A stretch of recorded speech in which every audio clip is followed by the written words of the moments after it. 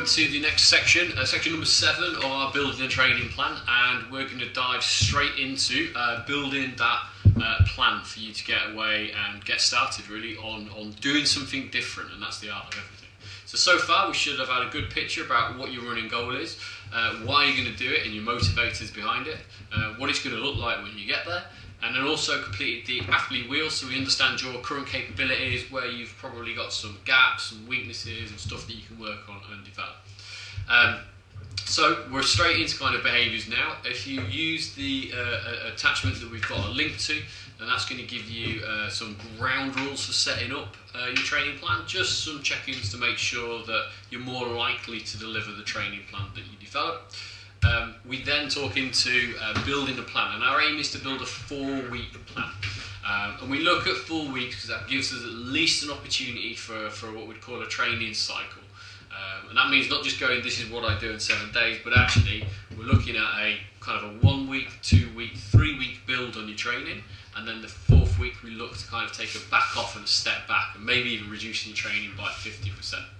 Including there things like variable running and everything else, but we've added that onto the ground rules, so have a read, and that's going to give you an indication of the kind of things that you should look to consider.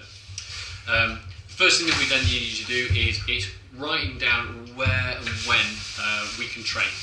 So we write down a typical week of all the opportunities we've got to be able to train, so at least we've got that picture to begin with.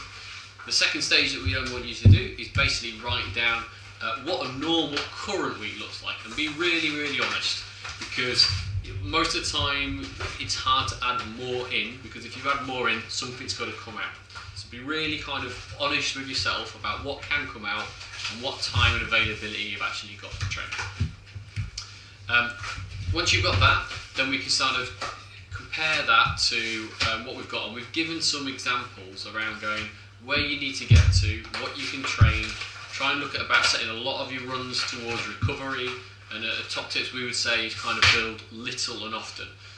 And the art of running plans is we've got thousands of different people with thousands of different objectives and lots of different capabilities, so we're going to come back with some generic tips around what to include in your training plan. But for now, write down what the ultimate possibilities for training, all those different options. It doesn't even matter if you can't normally make it.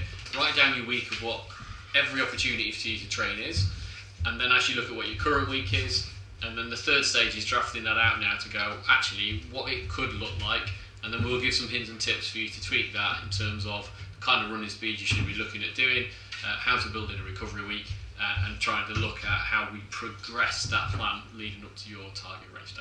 Alright, take care guys, have a good one, and if you've seen Ralph in the background, we're in the kitchen today because we're puppy sitting. So take care and speak soon.